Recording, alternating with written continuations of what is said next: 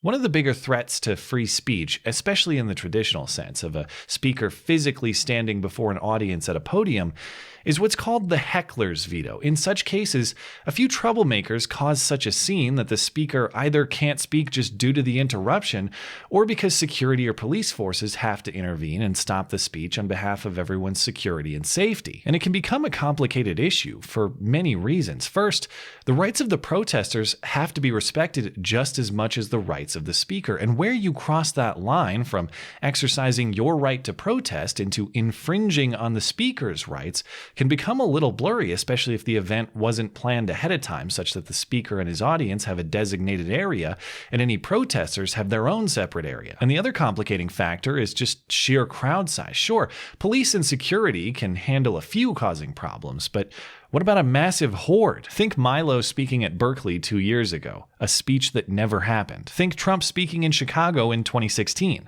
another speech that never happened. These are cases where it's not the government suppressing speech, just anti-speech sentiment in our culture. And it's why upholding free speech as a cultural value is so crucial. If you don't, the legal value soon becomes irrelevant. When hundreds or thousands of people decide that forcibly stopping someone's speech is the morally righteous thing to do, the result is the same. It's as though the law had cracked down in the first place. The speech never happens. But what if it's not hundreds or thousands? What if it's just one person who decides to be this misguided moral hero? What if it is literally a heckler's veto in the singular sense, as in one guy decides for everybody else what they can or can't say or hear? There was an unfortunately hilarious case at Portland State University this week that shows what happens with a policy in place that protects the supposed rights of the heckler to an absurd degree at the expense of the speaker and his audience. Portland State College Republicans invited blogger Michael Strickland to speak on campus on Tuesday. You may know him by the YouTube channel Laughing at Liberals, where he posted all sorts of crazy videos of political happenings in the city. He was on campus to discuss a 40-day jail sentence he received for brandishing a gun at a 2016 Portland Black Lives Matter protest. He held a concealed carry permit at the time, and he was legally carrying the gun.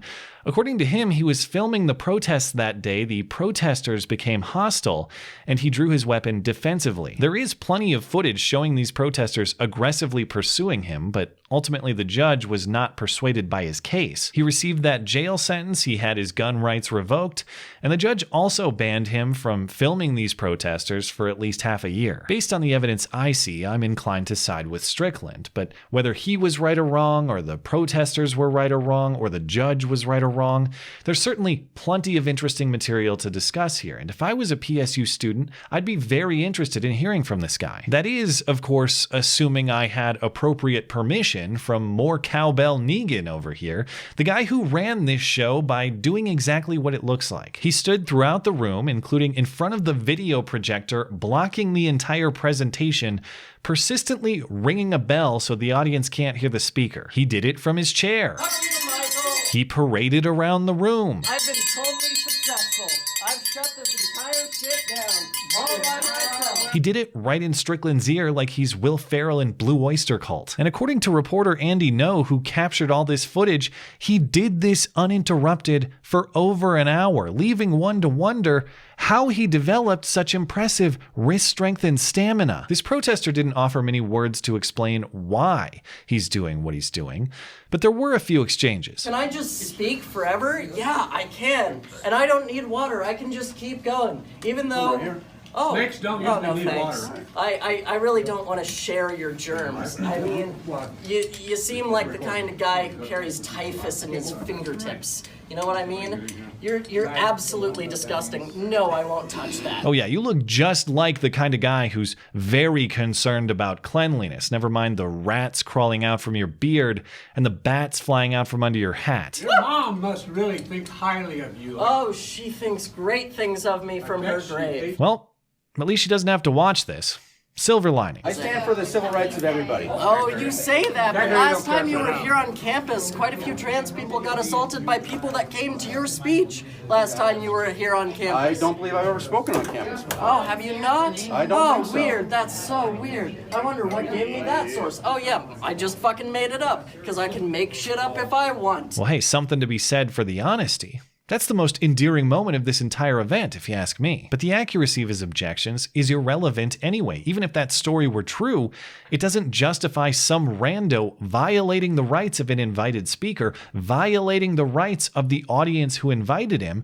And so you may be wondering why there are police officers and security staff just standing around not intervening and suffering through this display as well. Well, according to the school's official response, PSU deferred to the officers' professional judgment in deciding not to intervene so as not to escalate a potentially unsafe situation. I have a very hard time believing that each individual officer has the sole discretion to invent policy on the spot, but okay. According to Andy No, the police on scene said they would only intervene if there was violence or property destruction. The school says the speaking event continued after the disruption, and PSU facilities management allowed event organizers to extend the event beyond the scheduled time because of the disruption delay.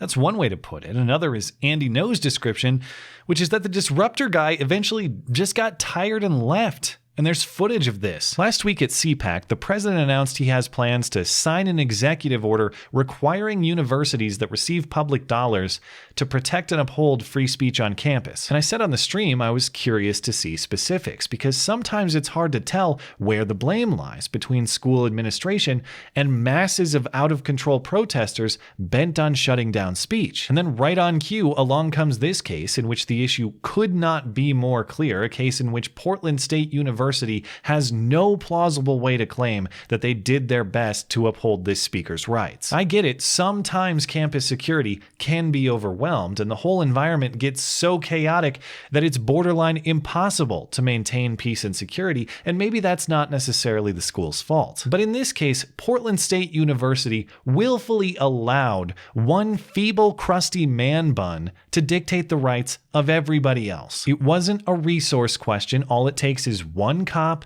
who is already there anyway. It wasn't a safety question.